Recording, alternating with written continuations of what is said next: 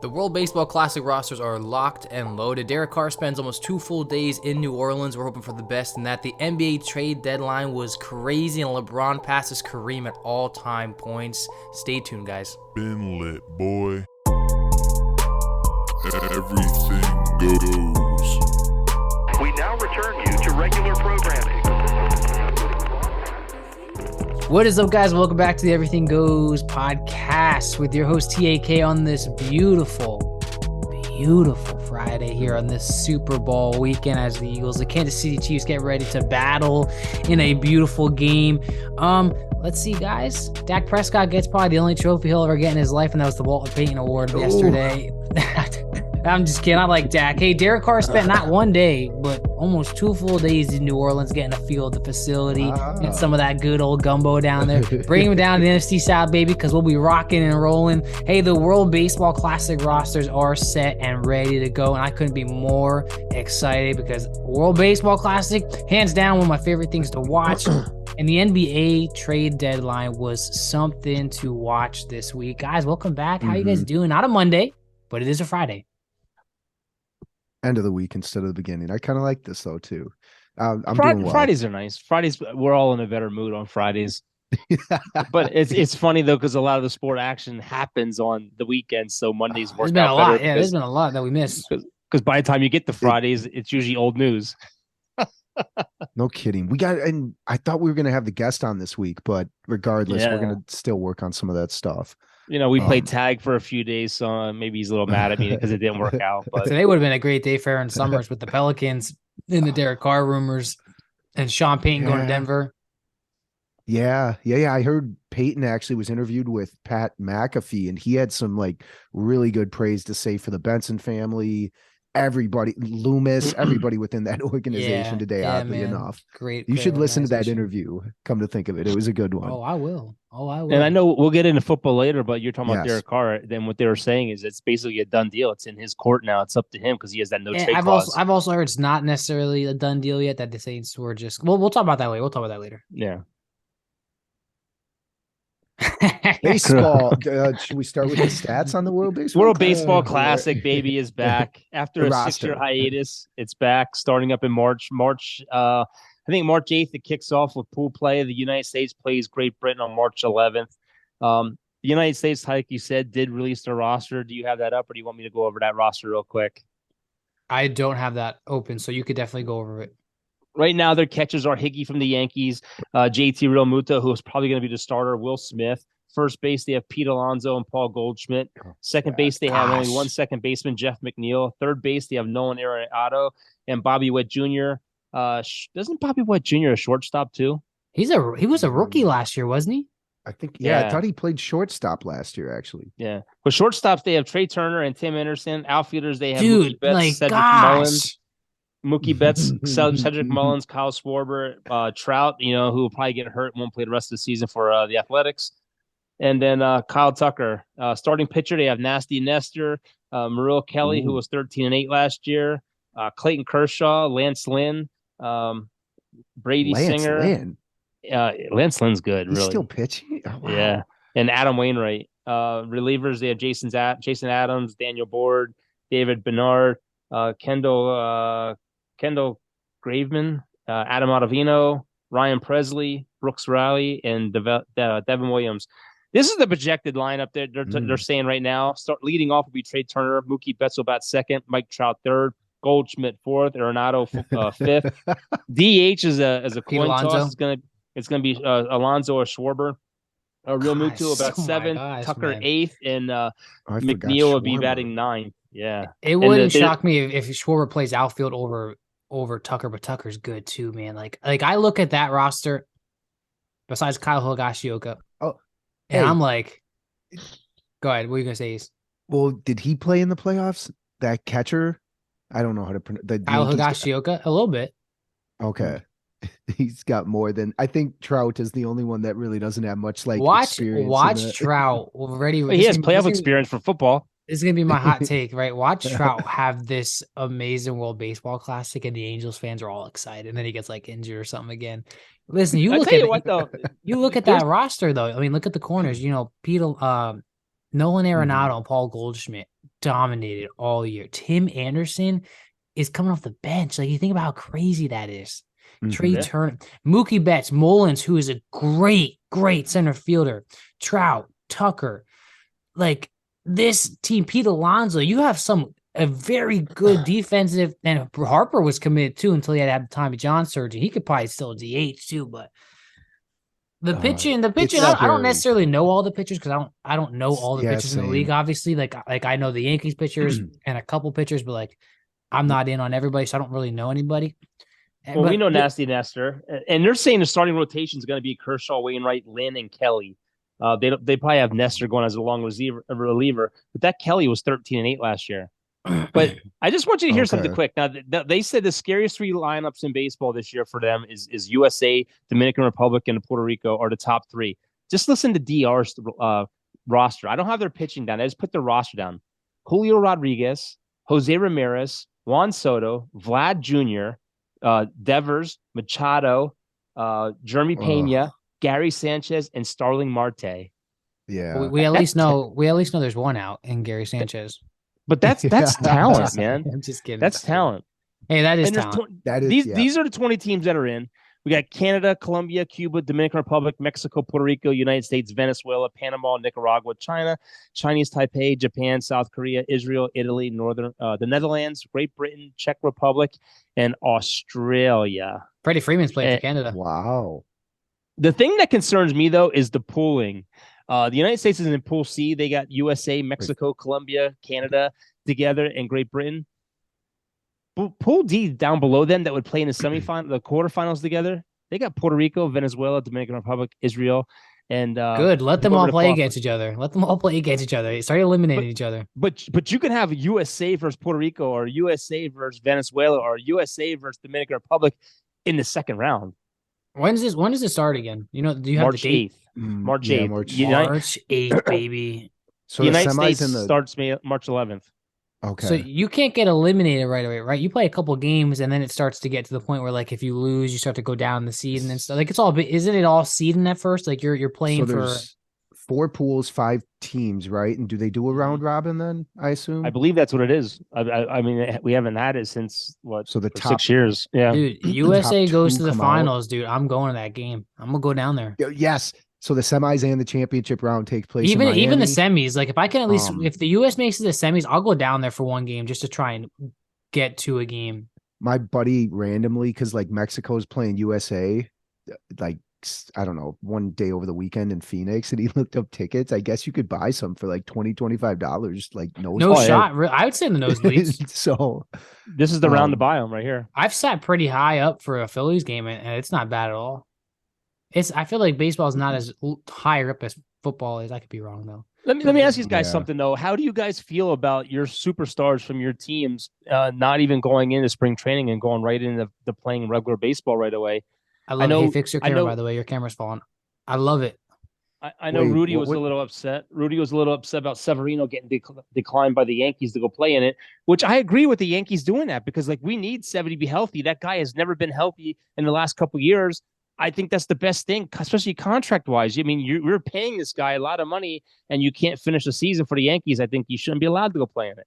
I kind of like it because I'm like, all right, they're kind of getting like the best of the best to start off their spring training. Like, when I watched the World Baseball Classic the last time, you know, Nolan Arenado, dude, like he struggled bad at first, and then he got really hot, had a really good year that year. So I think, like, rather than you kind of getting in at bat here and there and kind of getting your feet warm, like you're going for it, you know, and you got to catch up fast. And I think that it could lead to a good year. I think, in my opinion. Mm-hmm. I don't know about what you guys think, but that's what I think. I just want to see who's on some of these rosters because when you read off the rankings, I was intrigued or surprised too with the order of the teams. I can read off whatever team you want. I got it right here on Instagram. They have their World Baseball Classic roster. I want to see Japan's because Japan's. I'll read it off right now. You want me to pronounce it all? No, you don't have to pronounce it. And does anyone on here look familiar to you? Yu Darvish, Shohei for sure, got to be on there. I don't know anybody else. They all play in the Japanese league, I bet. Oh, probably. Oh, so here's Japan's roster. Anybody that stands out. I'm not going to expect you to pronounce it. It's like one guy players. One guy, Alan Carter, is on the, just Otani. That's the only guy that Is he- Hugh Darvish is definitely there. Shohei Otani is a pitcher and a batter, and then I am not even going to try and pronounce any of these names.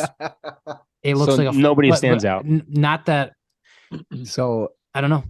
Alan Carter. Japan's is the good though, only- man. You ever see videos? Let me ask you guys something. You ever see videos of kids in Japan training for baseball? Like It's like boot camp, military. the training activities they have are amazing. And then you'll see videos of like 13-year-olds and 16-year-olds pitching in bullpens, and you can hear the seams of the ball. Like the discipline, the training that they do, like it's way more advanced in my opinion than the US. Like they don't have distractions, like they are fully focused on it, and they're just all that's a so big- good. They're Well, Distractions is look huge. at when we went to DR. We went to the Dominican Republic. Remember, I mean, you were younger, but I had baseball equipment that I was handing out, and I ran out of baseball equipment. I had one baseball left No kidding. and a couple dollars in my hand, and I asked the kid which one he wanted. He took the baseball. He wanted the ball. He did maybe because maybe down that there, guy's in they- the, maybe they that don't guy's in the have- pros right now. We They never they know. don't have this. They don't have the equipment down Who's there that that they Dominguez need. kid, the Yankee side. Yeah, maybe. That sounds like a fun segue story I want to hear sometime, come to think of it. There's only Alan Carter is on the Chinese team. He's the only player that's on the majors for the Angels. I've never heard of him. So I can at least try and pull out some like big names that you would know. Like Australia's roster. I'm looking at it right now. No name really appears to me, and like I hope that's not offensive to anybody. It's gonna probably be Puerto Rico's Correa. gonna be probably loaded. well, Carlos Correa. So Jose Miranda, our third baseman, You know who was good? is playing for I'm them. sorry. You know who was Well, good Correa's too? not. I looked at Venezuela's roster. Where was that at? Mhm. Let me find that real quick for you guys right here. Isn't that where they always How have many those brawls teams- down there in that league, that Venezuelan league? Oh, Venezuela. or Cuban, or Ready? got- Listen, yeah, listen one to of the those. listen to the position players. Ronald Acuna Jr., Jose Altuve, Miguel Cabrera, Okay, who am I looking at? David Peralta, Salvador Perez, Miguel Rojas, Gleyber That's Torres. tough. Like that's a good That's roster a good too. team. What's their pitching look like? Their pitching is Jose Alvarado. I think that's the guy for the Marlins. I don't know. I wonder where It's some of these been a guys while. from the Houston, where the Astros are pitching. Some of those guys are good, man. They got to be on Venezuela, Puerto Rico, or Yeah. Puerto Rico's Cuba, maybe? roster. You have Christian Vasquez, the catcher. You have Eddie Rosario, good outfielder. You have, let's see, Francisco Lindor, Javier Baez, Edward Diaz. Their pitching's good too. I don't want to botch these Panama. names. It's been a while That's since why- there's been a while since I've been in the baseball mood too. So I forget some of these names. You know, it's like I don't remember who that's stands why I don't out. go off of rankings. Rankings are horrible because you know what? These World Baseball rankings. I mean, a lot of these teams don't play in all those games that they do. You know, so we'll see what happens. But Jock Yeah. Peterson's playing for Israel. Oh yes, so, yeah. so, This is gonna be fun. and I can't wait. I can't wait. I we should do a pool. We should have some kind of a drawing or something like that where we each get a Yes. pool and we get to pick our teams. I mean, that'd be That'd be awesome. fun. Yeah. But other baseball news, real quick. The Jays extended Bichette. He got a 3-year, $36 million deal. Padres signed Darvish to a 6-year, $108 million. The breakdown for his deal is he got a $6 million signing bonus. In 2023, he'll make $24 million. In 2024, he'll make $15 million. In 2025, he makes $20 million. In 2026, he makes 15, and in 27 and 28, he makes 14 million. The Cubs just signed Michael Fulmer, and the Astros extended pitcher Christian Javier to keep that awesome pitching staff they have going. 5 years, 64 million. I feel like the Cubs have been kind of like a. This could be a lie though, because I really haven't been in the baseball news as far as like who they're talking about. But like the Cubs have been signing a lot of people this offseason. Yeah. Shortstop for the Braves too. Swanson, I think it. Yeah. Yep, they got Swanson. They got what that's the guy from Baltimore that went to the Astros last year, Trey Mancini. Oh, okay.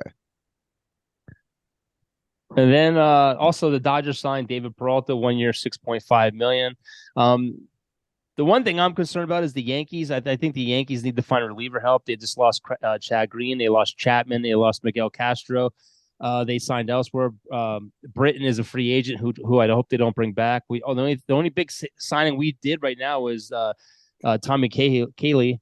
Did you say Chad Green went to the Blue Jays? Did you say that part? Yeah, he went out. He went somewhere else. That's what I said. Yeah, went to the Blue Jays. We picked up guys like Ian Hamilton, who signed a minor league deal. We've been picking up, guys that aren't really like mind blowers that are going to like blow us away. So I think that my main concern is, we need to fix that bullpen. Yeah, you know who was around here the other day? Someone from church was telling me that Dietrich that played for the Marlins and the Reds, and then he was the Yankees, but has been playing AAA for like the past year and a half. I guess he was down the street from me, like signing autographs and stuff. Well, if you get a chance to go to spring training this year, you need to go. They're going to have a lot of big names up for the Yankees. Amen. I saw that They invited. I don't think I'll be able to go to the Yankees game because it's a Wednesday after. It's probably gonna be a Wednesday afternoon game. If it's a Wednesday late game, I'll go. But if it's like a Wednesday afternoon game, I won't be able to make it. All right. Well, I got some real good stats. Quick, I just want to jump into this about free agency, where baseball's going, and I got two more things for you guys, and then we can jump into basketball. Baseball free agency is getting ridiculous. The rising cost of winning is finally showing its ugly face. Back in 2013, payrolls were around $106 million. In 2021, it was actually $150 million. $150.7 million was the average team salary. 5 teams this year are spending $106 million just on pitching. During the 2020 and 2020 off seasons, teams spent a total of $1.36 billion in free agency, averaging an annual salary of $7.3 million per player. Last season, the average salary was $12.3 million. This offseason, it's a staggering $15.7 million for average what they're paying players. The number that figures to decrease because of the remaining free agents who are out there. Most of them won't get the $15 million deals. Probably get like one to two, three, maybe $5 million, $6 million. But it's gonna still be higher than the $12.3 million that it was. Where am I at? In 2022, the total payroll of all 30 teams was $4.52 billion. Tampa Bay. They made the postseason in 8 of the last 15 seasons. They never had a payroll north of $100 million. That's just 15. crazy. I wonder what other sports average salary is, because I feel like baseball or hockey's got to be probably on the lowest end. Same with maybe soccer and then NFL. Dang. Yeah. Basketball's got to be up there. Oh, I'm sure, especially with the amount because of what these guys are making because of their time they spent in the NBA. I mean, you have guys that are going to be signing $30 million a year deals. I mean, they get ridiculous money. That's why you don't see them worrying about negotiating, and you don't see them deleting their teams on Instagram because they know what kind of deals they're going to get. But there was an awesome article out about every team in baseball, their best 5-year run. I looked at a bunch of them. A lot of them are from the early like 80s and 90s, but I did do the Yankees and I did the Twins. Minnesota's best 5-year run was 1987 to 91. The record was 425 and 385 with a win percentage of 525. They made the postseason in 1987 and 1991 and they were world champs. That's not even that good of a win percentage, but we won the 2 World Series championships. Their MVP was Kirby Puckett. The Yankees' best years were 1996 to 2000. They were 487 and 322 with a win percentage of 602. That's not even the best compared to all the other teams. Their postseason runs were 96, 98, 96, 97, 98, 99, and 2000. They were World Series champions. They lost in 1997. In 1998, the Yankees were a baseball cheat code. They won 114 regular season games and won 11-2 in the postseason, combined for 125 wins, which is the most in MLB history. Dang. And I was doing my homework because we were just talking about the not All-Stars, getting into the Hall of Fame, and we talked about Barry Bonds a little bit. And I stumbled upon this stat sheet of Barry Bonds, and it kind of blew my mind. Barry Bonds. In 2001, if he played in Colorado, he would have had 88 home runs if he played in Colorado instead of the 73 that he hit. From 2001 to 2004, Bonds was worth a 47.3 WAR, and that was more than the entire Expos, Tigers, Royals, Brewers, and Mets during that period. His WAR alone was higher than those teams. From 2001 to 2004, he played in 573 games, and he reached base in 539 of them. And 94% of his games, he was on base. That's crazy. Insane. Crazy. In 2004, he had 4 more home runs than strikeouts in a season. And in today's baseball, you look at guys, they're striking out hundreds of times. You know what I mean? Like almost two times more. He had 4 more home runs than K's in that season. That's crazy. He posted a .400 on base percentage in 2 strike counts in 5 seasons. So going up to bat with an 0-2 count or 3-2 count, he had an on base percentage of over 400. It's insane. Mind blowing. Those are gaudy during like that period too when he broke the record. It's asterisks. My favorite baseball player before Griffey is Henry Aaron. So gotta say asterisks.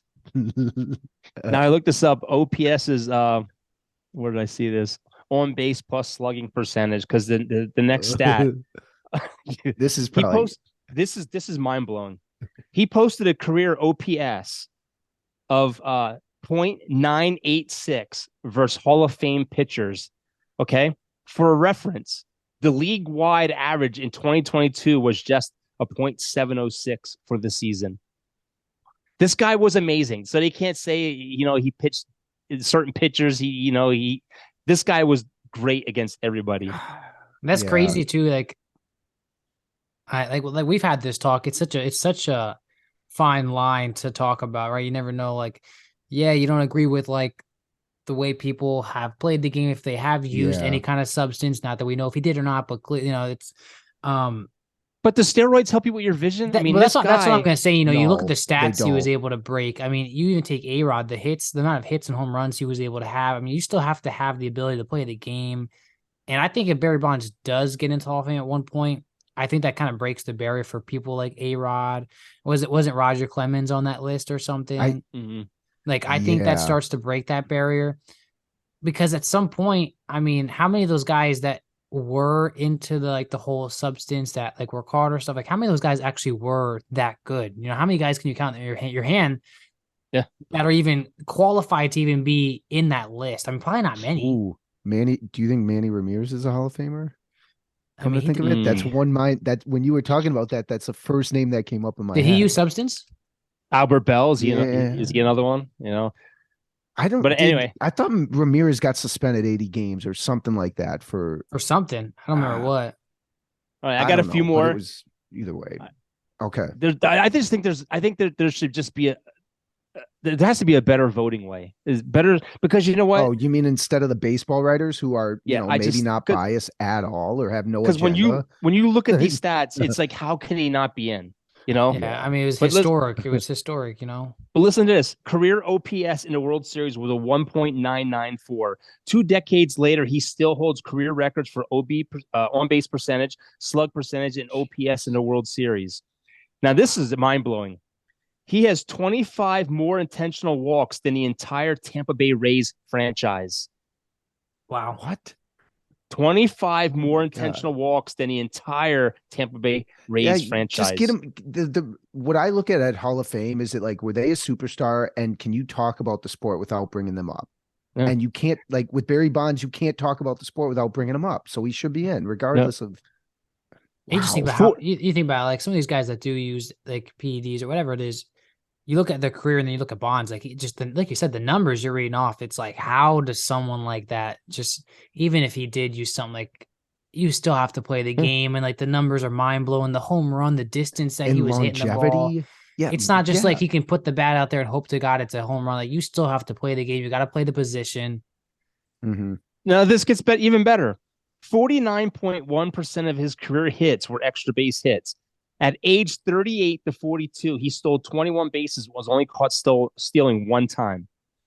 He's the only member of the 500 home run, 500 stolen base club. No other player has 350 plus in either category, like combined. Like in that. He had like 2 careers basically. This is the thing that absolutely blows me away. This shows me that baseball coaches feared this man. He is the most intentionally walked guy with a runner on first base. He has 81 times he was walked with a runner on first base. The next guy only had 15 intentional walks. That's how much they feared this guy. And that's why I think insane. Barry Bonds should be in the Hall of Fame. Dang. Those are a nice little stats, random rant man. almost. Amazing stats. something I wanted to share is coming to 2023 is the new pitch timer. And I have some information on that for you guys is that, so coming into this, if the bases are empty, pitchers have 15 seconds. Now this is pitchers and batters. They have 15 seconds to pitch the ball. If there's runners on, you have 20 seconds. In between hitters, you have 30 seconds, right?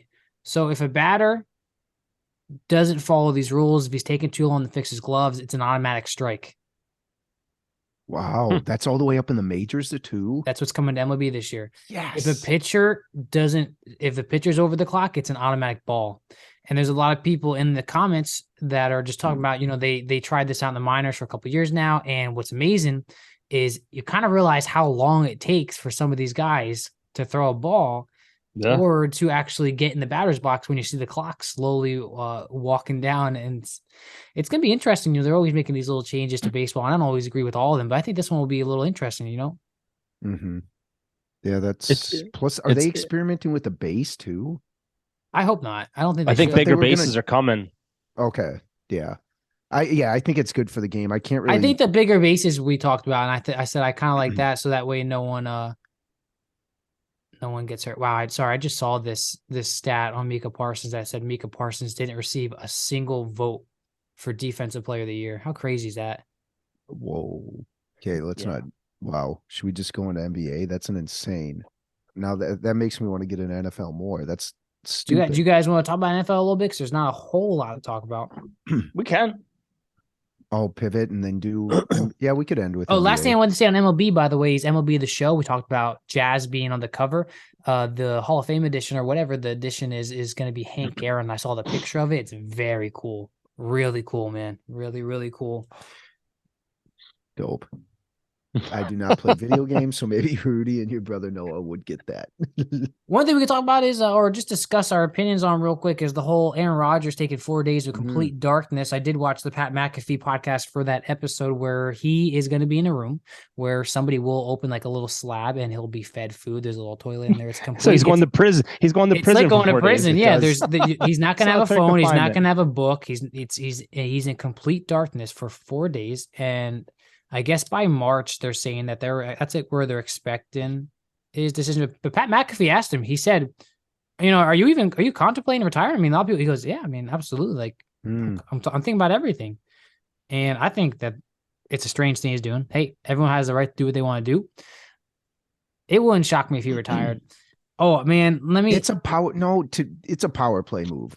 I think it's a power play move to basically tell the Packers, I'm coming back without saying it because like you're not going to trade me. I don't want you to trade. It's something like that. I don't know. But the thing is I think that the Packers prefer to move on. Anybody that picks up Aaron Rodgers is only liable for $16 million.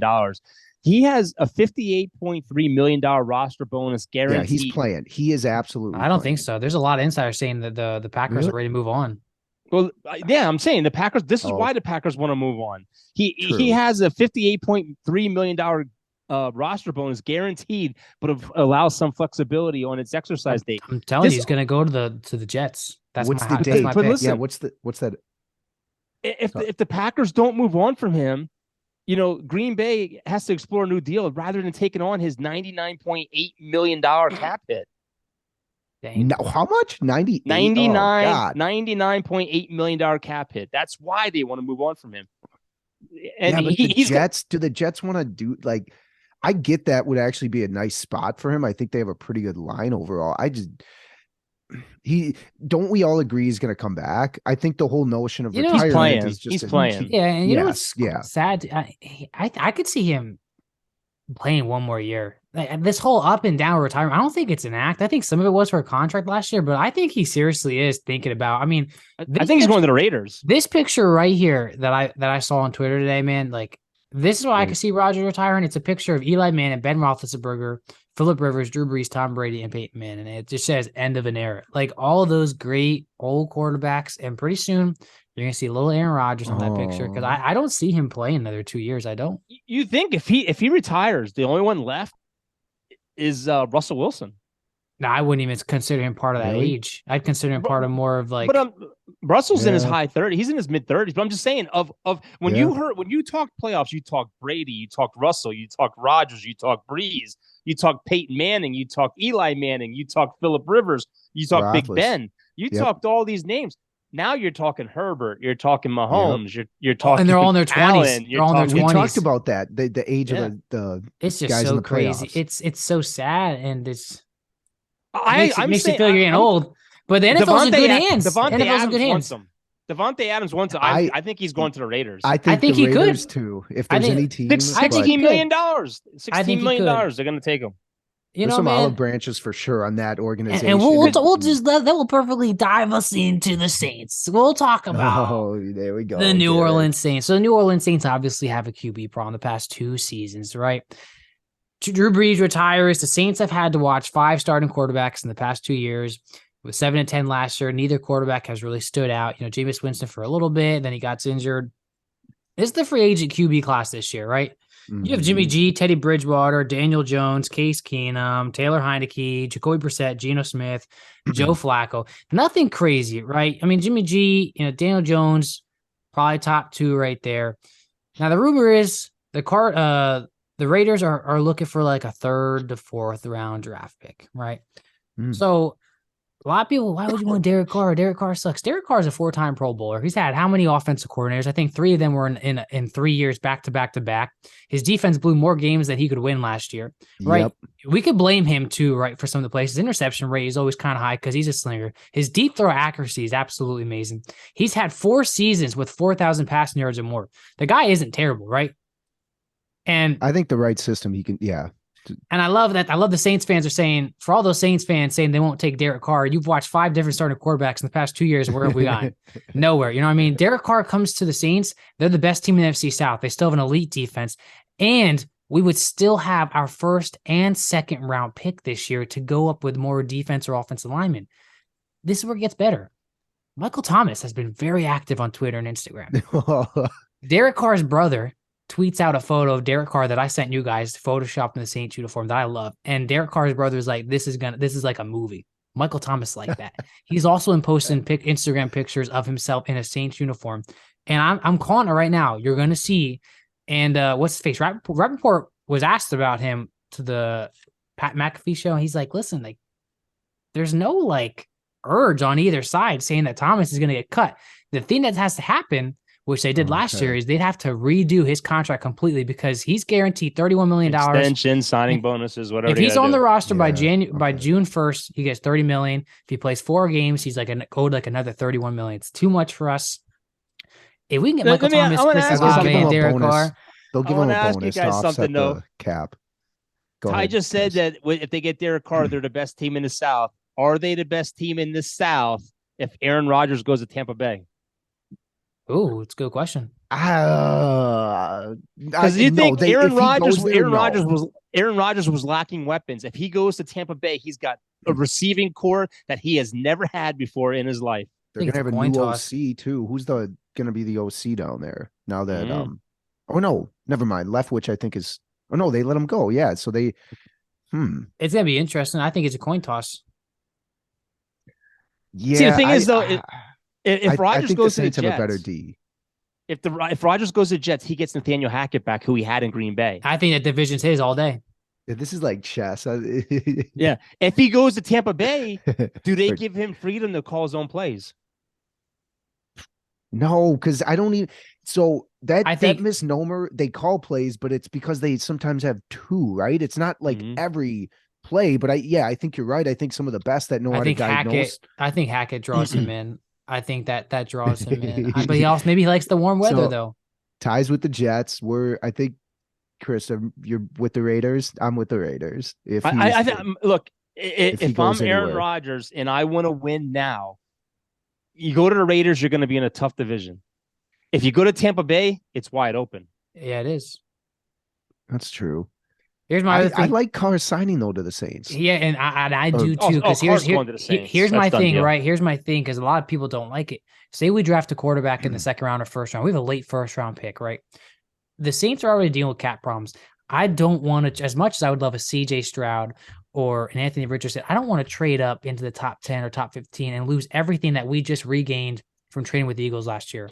Say we draft a late first round quarterback or a second round quarterback who there's a small percentage that quarterback hops in there right off the bat, learns the schemes, learns the offense playbook, and takes us to the playoffs. Derek Carr is a veteran in this league. He has the deep throw accuracy. Chris Olave, Rashid Shaheed, and Michael Thomas coming back. Like Alvin Kamara, if he doesn't get suspended or you draft a running back, like it's just easier for him to hop in that scheme and play. And we all saw last year that defense healthy from week 12 on was a top 3 defense. Like if we could just stay healthy. This is the thing I wish we had Aaron Summers on, because I would ask her, I'd be like, would it be better to cut Alvin Kamara with all the free agent running backs that are going to be on the market this year? Would it be smart to cut him? Because I don't know if there's some kind of violation, though, can you get out of that contract? Like if he gets suspended next year, can you get out of that contract where it doesn't hurt the team? Yeah. It sucks when business comes in the way of like, kind of the overall, the guy has a good, he messed up not that long ago, but he's got a good, fans love him. So what I love too here is, first of all, Derek Carr flew in and had dinner with the Saints owner, some of the Saints coaches and executives, and they were there late Wednesday night. And I thought that was it, right? I woke up Thursday. You didn't hear a peep on Bleacher Report Twitter. There was nothing going around. I was a little worried, but some people were like, that's great news. Then you get a tweet randomly Thursday afternoon that Derek Carr and his wife have been to the facility almost all day. They're touring the facility. I'm like, yo, then you have Cam Jordan. Then you have Cam Jordan. Then you have Cam Jordan come out, right? And I saw a meme of a kid crying as Jameis Winston and Andy Dalton are listening to this, and he goes, "Right now, you can't tell me the door isn't open. The moment we get somebody in here, you get us a seasoned guy, and this year is probably the year you do it. There's 3 or 4 QBs that I could win today with, and I'll take that for next year. If you can make a play at Aaron Rodgers, a Derek Carr, or even a Jimmy G, we'll see what happens." And well, it's funny. There's rumors Cam Jordan might be gone. I saw one rumor about that, but I don't think he'll ever be gone, man. Saints and Vikings are in similar cap situation problems with like Thielen, Dalvin Cook, Cam Jordan, all those guys. Who's the DN we just signed? Smith, Zadarius Smith. So Zadarius Smith. We're right at the cap. Like I love your GM Loomis. Granted, ours he's new. Great. So I'm hoping he can handle the cap situation a little bit better than what Spielman has done. But you know what would be so I have texted my dad and my brother about 10 times this offseason. I said, this is the offseason I want. And 2 of the boxes have been checked already. I said, number 1, we trade Sean Payton for a first round pick. Check. I said, number 2, we get Derek Carr or we draft a quarterback in the second round. Check. I have draft a running back, and I don't remember what the other one is. The running back I want is the guy from Tulane. His name's Spears. I want him. That's my offseason right there. You take that first round draft pick and you get a defensive lineman. You take your second round draft pick and you either get an offensive lineman or another receiver, because we don't necessarily have a full wide receiver room. Were we supposed to have mock drafts ready today? What the heck? No, I have some. That's just a guy. That's a guy that I've been doing a study on. I have some for you guys, but the most important thing, Ty, is you're going to get an answer soon for Derek Carr, because Jeremy Fowler said Carr's contract will be the key to trade negotiations. Of $40.4 million is guaranteed money that would trigger Carr's contract with the Raiders by February 15th. The Raiders might take some of that money on too, they said. Well, I'm just saying the Raiders have until February 15th, and that money kicks in. They have to make a deal before that. So you're going to hear something before. What's the 15th? The Wednesday. And they said also the Saints would be dumb if they didn't trade, because say he does hit free agency, there's nothing stopping another team saying, "Hey, here's a boatload of money. We know you didn't visit with us, but here's a ton of money that he couldn't deny." And the thing they asked him at the Pro Bowl, which was absolutely horrible. The Pro Bowl, by the way, we won't even get into that. It's just horrible. They asked him, would you be willing to extend that February 15th deadline? And he said no. Everyone said that's good. He's got a big chip on his shoulder, but he's going to come to New Orleans. Yeah. No. But real quick, Ace, do you have anything you want to add from Minnesota? And I have a little bit of news around the NFL. You don't want to talk about your Brian Flores signing? Oh, that's right. The Saints hired some great coaches too, but Brian Flores is huge. I like that move by you guys. In multiple people have said that he's just a hard-nosed, old school kind of coach, which I think that defense needs. And hopefully he can adjust, like make in-game adjustments. Hey, well, I've been listening. Real quick, just one NFL news update I wanted to talk about because I like Brock Purdy is George Kittle came out and he said Brock Purdy, the job is all his. It's all his, it's his to lose. And then I guess Trey Lance is coming out and he's just saying he just hopes he can at least get a chance to compete, improve. But Purdy is meeting with the Texas Rangers doctor on February 21st, and they're preparing him to have surgery the 22nd. And they're saying he should be back. He should be back and healthy by training camp. That's all the NFL talk I had. I am, guys. Super Bowl picks. I know, Dad. I know you want to say some stuff, but man, dude, I know we talk about off season. I know we talk about off seasons every year, but I feel like they keep getting better and better and better every year. It's just like this year so far. Like you think about all of the coach changes, like people are getting pulled off their teams and getting interviewed. Like there's so much stuff happening already, and we're not even fully there yet. Yeah, it's going to be exciting. Where does Zeke go? Where does Saquon go? You know, there's all these question marks that I can't wait. You know what? You're going to have this every year from now on because the NFL GMs are going to these 1-year deals with all these players. Let's get a rental guy for this year. And then it just, you know, you have guys. At those positions. Yeah. I mean, look at the Eagles. The Eagles are going to have a handful of guys they signed for 1 year. Quinn and, you know, Dominic Sue. Those guys are going to be free agents again. Hey, do you have anything about Joe Burrow on your list? No, I do not. How about Joe Burrow coming out and saying, I'm going to botch this, but he basically essentially came out and said, you know, I don't want to hurt this team by the contract that I signed. Like essentially saying like, I want to keep this team together. And everyone is praising him for that. That's a quarterback. He knows how good his team is. And you want to keep that team together. AKA Tom Brady. And congratulations to AJ Green, because he did retire too, playing with the Bengals and the Cardinals. You know, good. And, you know, it's been up and down season. Great with the Bengals. And then, you know, obviously you get old, but good for him. All right, real quick, the Panthers hired Denver Broncos the defensive coordinator Ejiro Envero. He's going to be having the same role with the Carolina Panthers. Denver's looking good. Sean Payton signs with the Denver Broncos, and he's already coming in showing that he is in charge. His deal is between 17 and 18 million a year. He didn't get the 20 to 25 that he was looking for because he dragged his feet too long. He already said there will be no additional coaches. So Russell Wilson, who had his own very own office and had his own very own quarterback coach, that ain't going to fly anymore. And by the way, just reported in USA Today that Russell Wilson's foundation, actually only 25% of the money raised was going to his foundation. So I saw that. For that. Just another black eye for the Denver Broncos. When he's already stealing. He's already stealing coaches from the Saints, though. Sean Payton. They just took the offensive line coach Zach Strief. Yeah, and they're saying watch him trade for Taysom Hill because he loved Taysom Hill so much. Yeah, wow. Cowboys named Brian Schottenheimer to replace Kellen Moore, and it's not going to change anything. McCarthy will be still calling the plays. The NFL reported the number of concussions went up 18% in 2022, and overall injuries went down 5.6%. Thought is the concussions went up due to properly reporting head injuries now. Concussions went from 126 in 2021 to 149 this season that just passed. We were just talking about... Go ahead. Do you have anything on Goodell on there?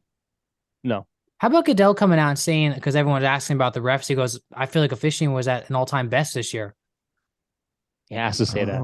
Like, oh, dude, you kidding me? Yeah. Take a stand. No, be a man, take a stand and agree that the refs suck this year.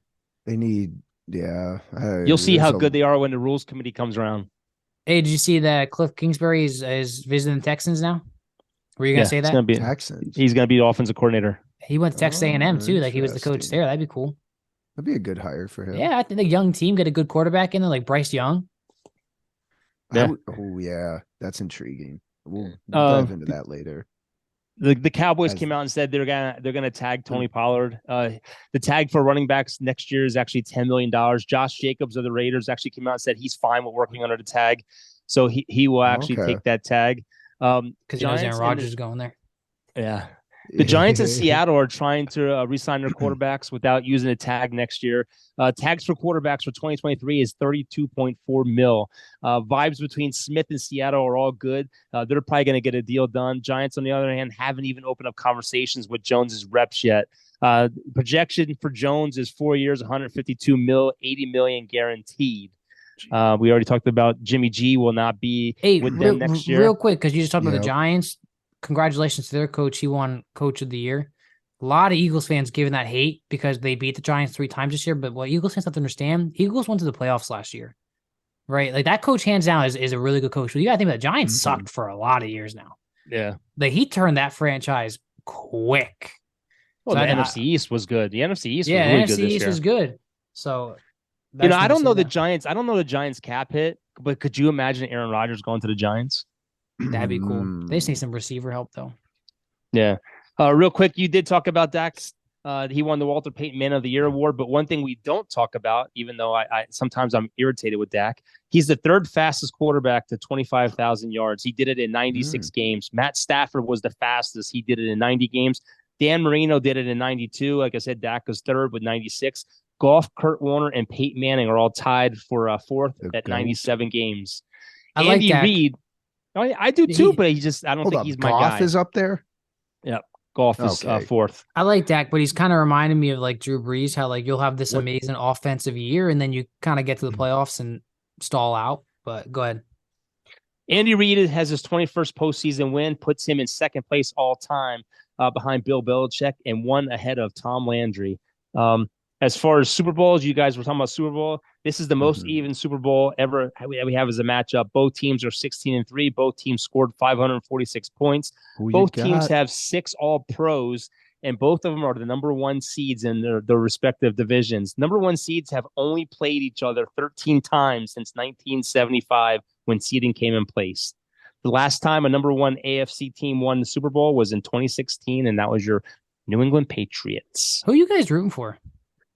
Because I don't feel care. like I just want a good game. Yeah. I don't really necessarily mind the Eagles as much here in Florida. I just still follow a lot of people that are Eagles fans on Twitter and Facebook and Instagram, and like, oh man, like I don't want to see that. But I also don't want to see. I also don't want to see Jackson Mahomes dancing and screaming on video. Look, I honestly, I don't care who wins. I really don't. And a part of me, I want to see Jalen Hurts win it just because, everyone thought all the Eagles fans were hoping for a bad season. This way they could take their new quarterback in the draft and then run it back with another quarterback. Yeah, I like their players.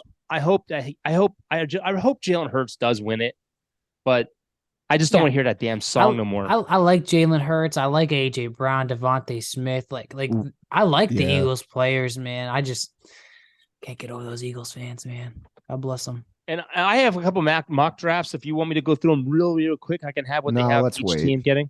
Okay. Yeah, there's some basketball stuff I want to talk about. I have no clue about drafts. Oh, yeah, good point, too. There's so many freaking NBA trades that it's almost...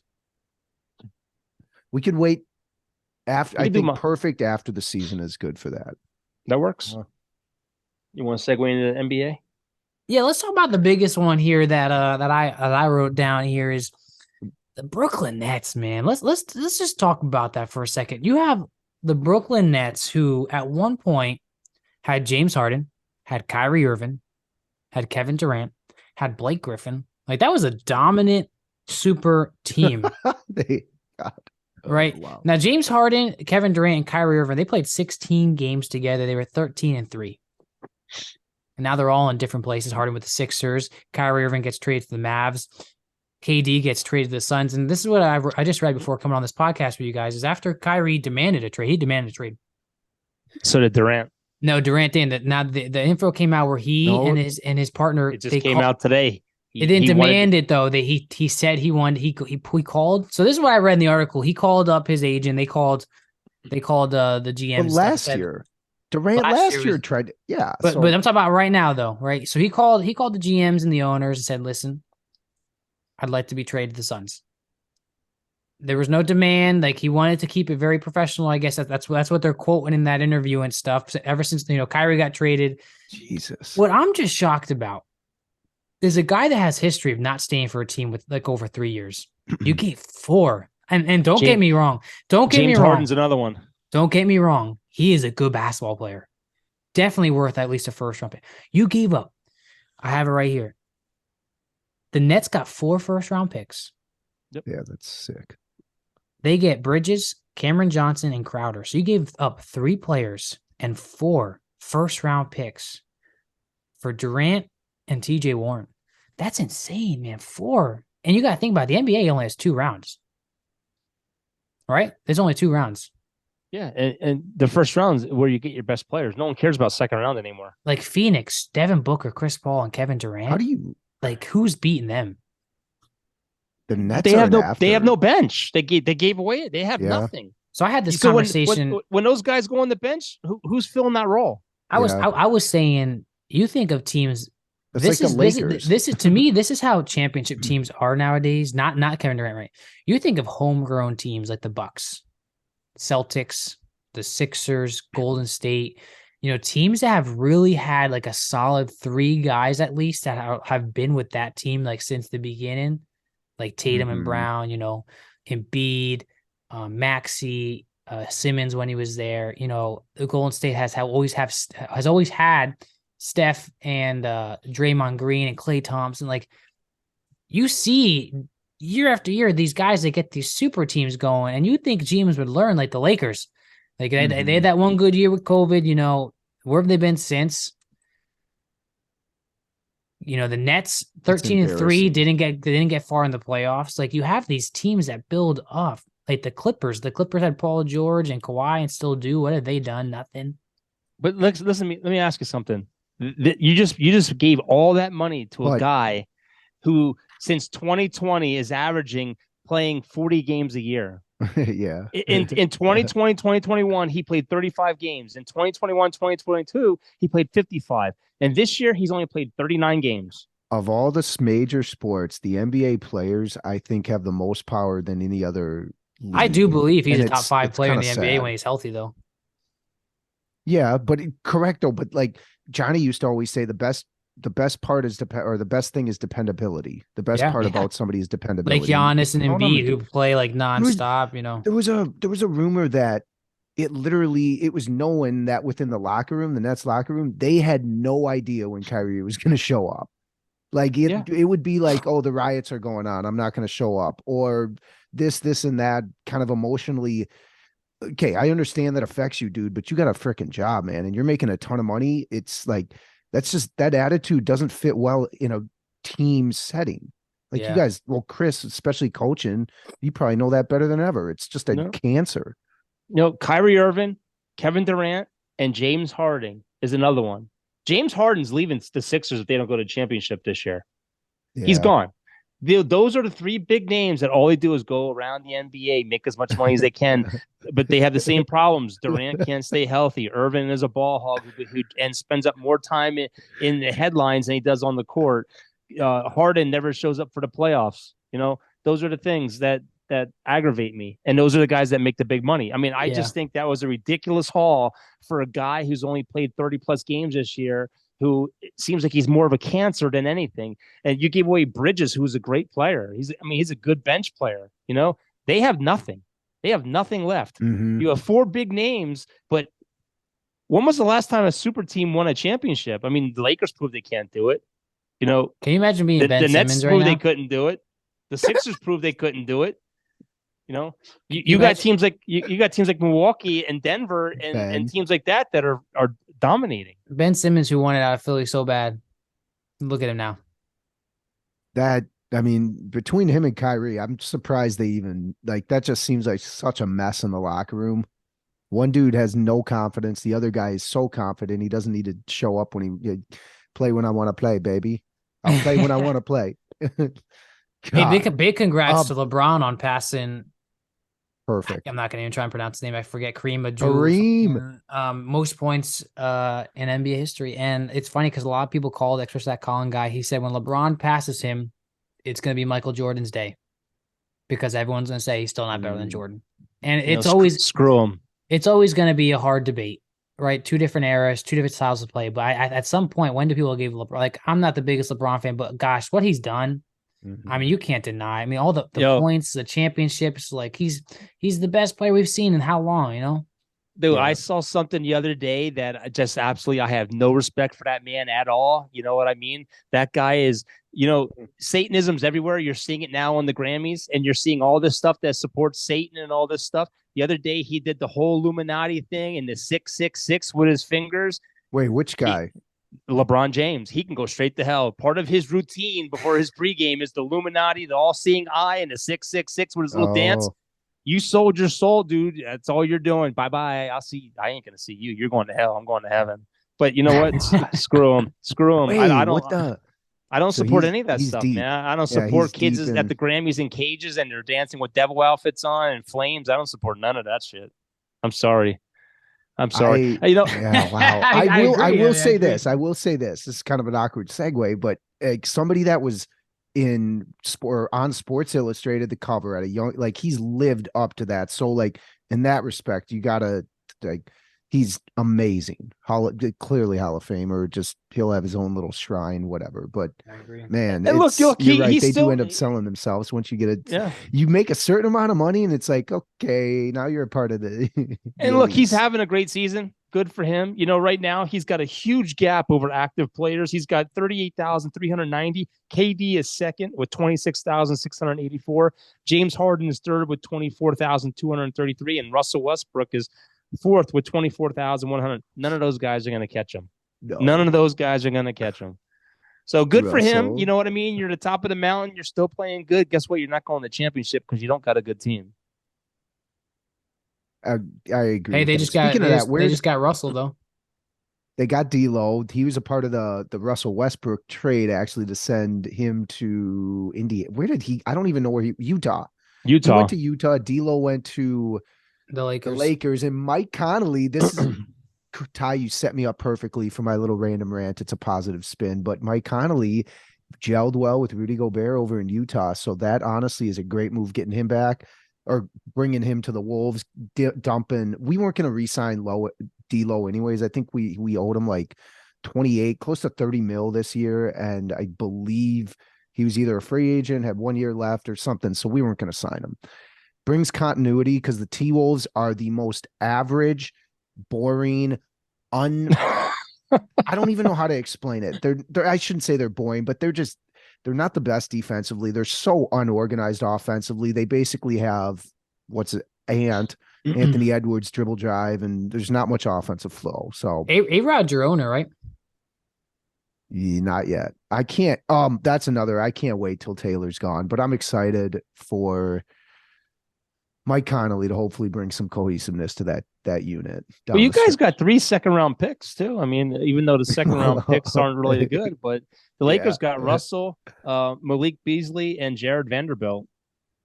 Oh, they got Malik Beasley. I said this earlier. Gobert straight up for Carl Anthony. We would have kept Beasley and Vanderbilt, 2 great role players. Like, come on, it was a no-brainer. But I'm trying to make this a positive spin. So Lakers also got Hachimura from the Wizards. Oh, he's probably a good 3-point shooter. That's what LeBron likes. That makes sense. I honestly think the Sixers made a great move. I mean they got under the luxury tax. That was the whole reason why they made their trade. They had to get under that luxury tax, or they'd have been in there for the third straight year, and they would have been heavily taxed. They got Jalen McDaniels, who averages over 10 points a game. He's only 25 years old. They gave up Thibault, who's only averaging 4.4 points per game, and they were giving him $4 million a year. So they actually got 2 second round picks. Where did he get traded to? He went to Portland. Yeah, we kept him because his defense was always great. Portland got Cam Reddish, Matisse Thybulle, and a first-round pick from the Knicks. The Knicks got Josh Hart. So the Sixers did it for one reason, but they got a little better. I mean, they got a guy that was shooting 31% from a three-point range, but in the last couple of weeks, he actually bumped that up to 38%. So it's going to be someone they're going to have to keep an eye on. So it does help them out. I think Milwaukee did a great move, too. They just picked up Crowder. Yeah, Crowder, yep. And that's going to be huge for them. I mean, he's not a guy that's going to give you 20 points, but he's a guy that's going to throw his body around, get you rebounds, and he can pass the ball. He could see the floor for a big man very well. Wasn't Crowder Crowder just traded to the Nets? Yeah, and then he went got to traded to Milwaukee. the Bucks. Yeah. Oh, yeah. Yeah. So, okay. Interesting. It's going to be a good down the stretch run. I don't really follow basketball until that part anyways. I think the team that really surprised me was the Denver Nuggets, though. You know, they're in first place in the West, but, you know, they picked up Thomas Bryant, but they dropped Bones Highland, who's like one of their better players, and they got outscored. Their bench outscoring was 56-10 versus Orlando the other night. You know, you lost to Orlando. So I just don't know what they were doing there. Don't know what they were doing there. But the power rankings right now, I'll give you the top 5 real quick after the trades. Boston is number 1. The Bucks are number 2. The Nuggets are number 3. Number 4 is the Sixers, who were set on a 7-0 run, and then they lost 2 of the last 3. They are losing right now to the Knicks. And I think 5 is Phoenix, 6 is Cleveland, 7 is Memphis, 8 is Dallas, 9 is Clippers, and 10 is the Kings. The Kings are a team no one's talking about. They're not playing bad basketball. Oh yeah, I couldn't tell you. Oh no, De'Aaron Fox. The Kings, man. It's like one guy. I couldn't even tell you what that stadium looks like. It's purple and has some white and black in it. That team has never been good. We haven't. Dude, last time I watched them was we'll do that. Last time I watched them was when they had Jason Williams and freaking Chris Webber. That was the teams going up against the Lakers. Ty was a little young. Ty, you want to see some talent, man? Go watch. They used to call him White Chocolate, Jason Williams. Man. That guy did some crazy stuff with a basketball. Him and the professor. Yeah, he was a white Magic Johnson. Real quick, Joel Embiid, Ja Morant, and Laurie McCannon were all named starters now to the All-Star game. Anthony Edwards, De'Aaron Fox, and Pascal Siakam will be reserves. Edwards is good. Good. I'll take that. Well, you guys want to... how do you want to end this? You guys have anything else? Do our projections for the Super Bowl? Let's do. We're eager. I just think the way the Eagles season has been, I just think that the Eagles are going to pull out a win over Patrick Mahomes. I think that they're going to do it. I've been flip-flopping back and forth, and that gets me in trouble, so I'm going to pick the Chiefs. Also, the Chiefs fan put Chiefs jersey on the Rocky statue, even though Kelsey said not to, so it's going to be a curse. Ooh, okay. I'm going to stick with my Eagles pick that I think I had last week then. I think it's going to be a 33-29. 33-29 Eagles. Yeah, that isn't whatever. Yo, did you see that guy that put a bet on Patrick Mahomes winning MVP? Nick Bosa winning Defensive Player of the Year. There was one other thing. There was one other thing he got right, and then he picked Chris Olave to win Offensive Rookie of the Year. He put a $3 bet. He would have won like $900 million. It was or something. But Chris Olave didn't win Offensive Rookie of the Year, which we could have talked about because a lot of people thought he played a lot better than Wilson. But go ahead, Dad. Who's your pick? I like Jalen Hurts, but I think Mahomes is the new Tom Brady, the last-minute drive. He's going to get them down there, and I think they win 35-31. Oh, I think Mahomes is going to run for his life in his game, though. I think he's going to run for his life. I really do. I think the Eagles have a great defense, but I just think what's his name? Chris Jones, the defensive tackle for Kansas City? The depth of the Eagles scares everyone. Ken Jones. Can he get home on that amazing offensive line that the Eagles have? That's my thing. Can they get pressure on Hurts? My thing. How about the 49ers being salty and freaking coming after freaking Jalen Hurts? I'd be mad too, though. Like if I was on their team, I'd be like, dang, bro. Like if we had a quarterback, like who knows how that game would have turned out? Like that it sucks that it happened so early, man. It sucks it happened so early for them because once your starting quarterback goes out, it's over. Like it just looks so bad, though, man. When you're kicking, Robbie Gold is going after them. It does. Oh, that's great. They'll face each other again. It does look bad. They'll be back. But we know one thing. We know one thing for sure. The Cowboys won't be there. Let's see. The Sixers are losing again. If the Saints play Dallas next year, we're going. I'll fly and meet you there. Or I'll go. Dallas. Or I'll go. That's the game I'll go to. I'll meet you guys at some point. Maybe not for that. Hey, if you can come down, we'll cheer the Saints on against Dallas. Actually, I think I saw their schedule. I don't think they play Dallas this next year. I don't know. Well, that all you guys got? That's all I got. I think I came with a lot of heat tonight. All those stats. We hope you guys have a good weekend, or whenever you listen to this podcast. But hey, good luck to the Chiefs and the Eagles. We hope you guys have a great weekend, a good week. Stay safe and just have a good time. But we'll see you guys next time on the Everything Goes podcast with TAK. Peace.